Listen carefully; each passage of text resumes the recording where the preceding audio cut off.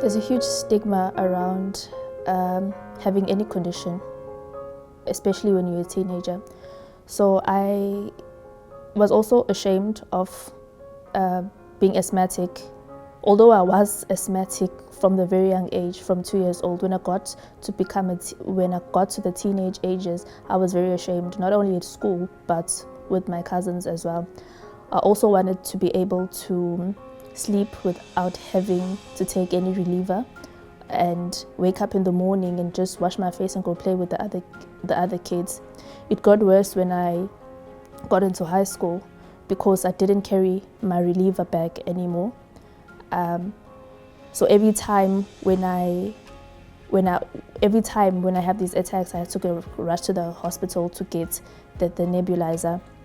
I remember when I was in varsity, I think I was doing my first year, after a very long time of me not using my relievers and not taking my medication at all, because I just didn't feel like, even like going for like a month knowing that, okay, I didn't have any attack, my chest was not tight. You say, okay, now I feel better. But then I had a very strange pain on my right lung when I think I was in my second year of varsity. I think I was 19.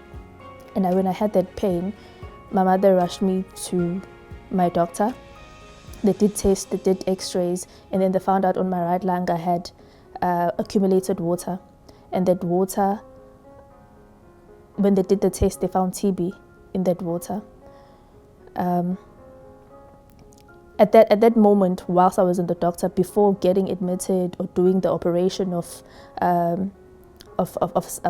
sucking out the water, my doctor actually reminded me, you are in this position because of 1, 2, 3.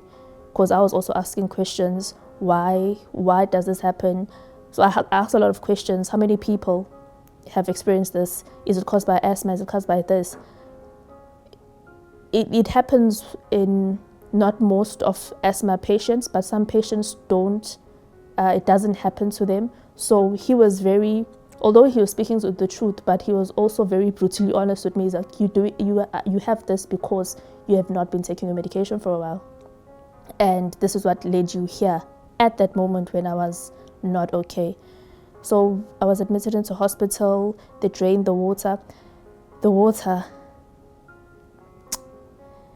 Looking back now, or even thinking about it, you won't even believe that the water was like half full of a 5-liter bucket. And it was like literally water with blood. And I don't even know how that water was, how that water lived in my lung. So the aftermath of it, I still live with a lung that has a sac. So my lungs don't look like normal lungs. My right lung has a sac on it. So I'd say that the stigma, or me not being proud of my condition, or me not taking care of myself just because what are people going to say, what are my peers going to say, I'm not going to look cool anymore, you know what I mean, led me to that situation. Being a teenager is difficult. Having a condition on top of it is worse. And having a visible condition where in class, when you're opening your bag, your inhaler might drop, everyone would recognize, okay, you carry an inhaler, what is it for?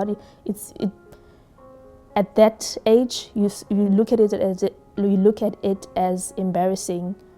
So I would say that the me being ashamed of who I am and what I had at that stage really affected me long term. I wouldn't advise it for any teenager to go through. So I would like to use my story as a, hey, if you're a teenager and you're asthmatic, take your pumps.